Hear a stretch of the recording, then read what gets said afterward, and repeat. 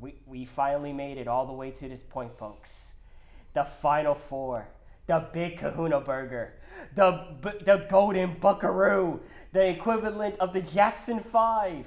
Well, it's only 4 teams, but whatever. The Final Four is this week.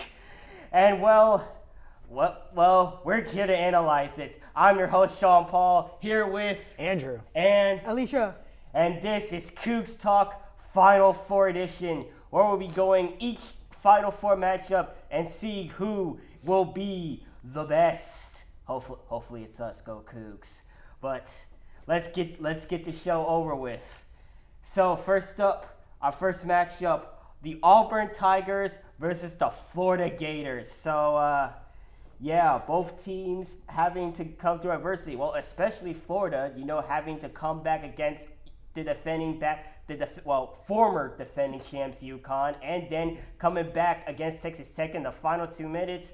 Auburn, despite, there were initial concerns of them after they lost, the last 3 in the regular season, but they've bounced back. So, what will be the keys to this game?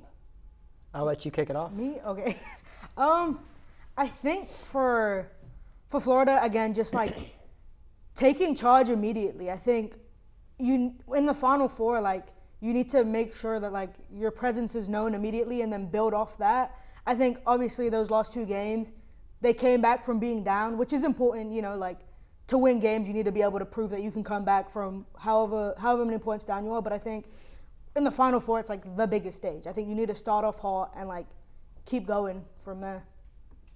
I think for Florida, we've seen that they've had some close comebacks in a couple of games, especially with the Texas Tech one. They were down double digits at one point, and they came back in the last 2 to 3 minutes.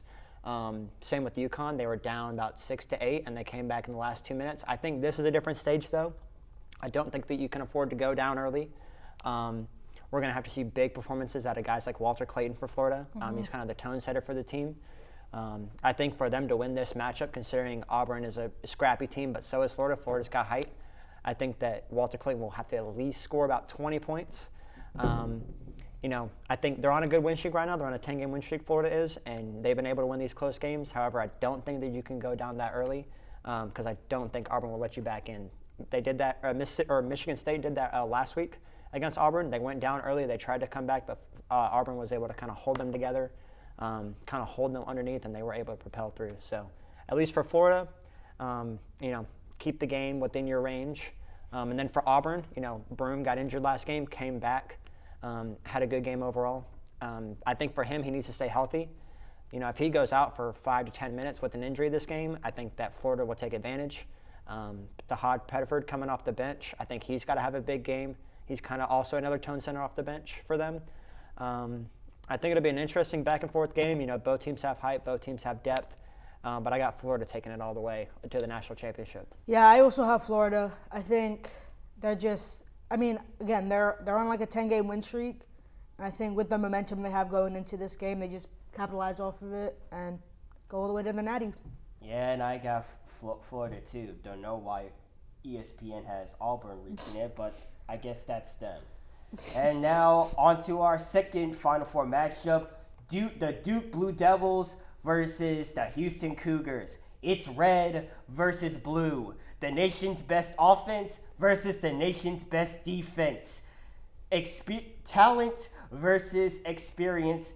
This should be a game for the ages. So, with these two teams contrasting in different styles, what will be the keys to this could be a high intensity matchup?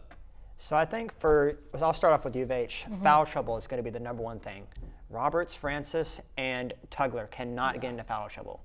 Duke's starting center is 7'2". Cooper Flagg leads this team being 6'10". He can score at all 3 levels, inside the paint, mid-range, and three-pointer. I think our bigs have to they'll have to be pulled out to the perimeter and have to guard some of their wings. They got to guard Proctor, they got to guard Flagg, and obviously their 7'2" center. So foul trouble will definitely be the biggest thing. If any of our bigs go down early with foul trouble, I could see U of H having a little bit of problem with some of the rotations on defense. However, like you said, Sean Paul, we are the number 1 team in the country defensively. So I think that will be a problem for Duke. There's nothing better than a number 1 offense versus a number 1 defense. You really get to see which team has more grit and which team has more fight in them, and I think that is the Cougars. The Cougars have shown all season long that they are a gritty team willing to do whatever it takes to basically get to the end. They've come up short in some of the last tournaments. The last Final Four appearance was in 2021 against Baylor, where LJ Cryer formerly played for, and now he's with the Cougars, and I think he'll be a big factor in this game, specifically all three of our guards, Milos Uzan, LJ Cryer, and Emmanuel Sharp. I think all of them are going to have 10-plus points, each of them. I think we'll see a high, we also need to shoot the ball well. We've been shooting 40% plus from the field with all these guys from three. I think that, if we are able to keep that shooting up, I think it'll be fine. But on the other hand, we probably have overall the best team left in the tournament, the Duke Blue Devils. Obviously, they have the number one prospect in Cooper Flagg. We know how much of a talent he is. Tyrese Proctor, another player that's really special to watch. But they also have depth, and they've also got grit. And their coach, Josh Snyder, he leads this team for a reason. He kind of gets his guys ready to play. But so does Kelvin Sampson, the Naismith Coach of the Year. So I think it'll be an interesting game, back and forth. I think it'll be lower scoring than people think, just based on the defense that's going to be played. But ultimately, I got to go for my Cougs on top. So.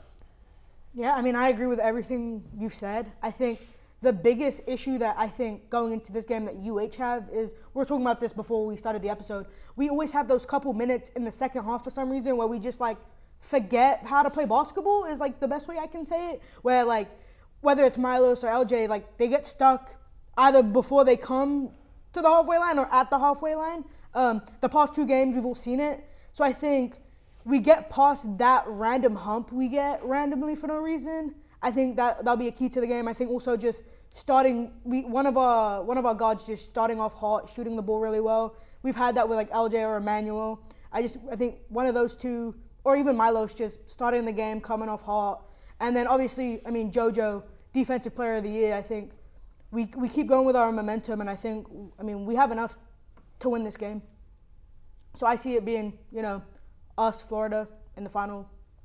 Yeah, I agree. I will admit Duke is, the more talented team, but it's still a very young team. Houston, we got the talent, not on as par as Duke's, but we also got the experience. Cryer has been a national champion. Roberts and Kelvin Sampson have both been to a Final Four. We got a lot of experience. I feel like we also got good depth. So while I would go with Duke, I just can't. Our combination of talent. Sure, talent can help you, but I tend to value experience in this case. So go Cougs. Hope, please win.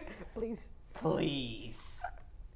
So yeah, that is the men's side of the tournament. We will see you in part 2 for the women's bracket.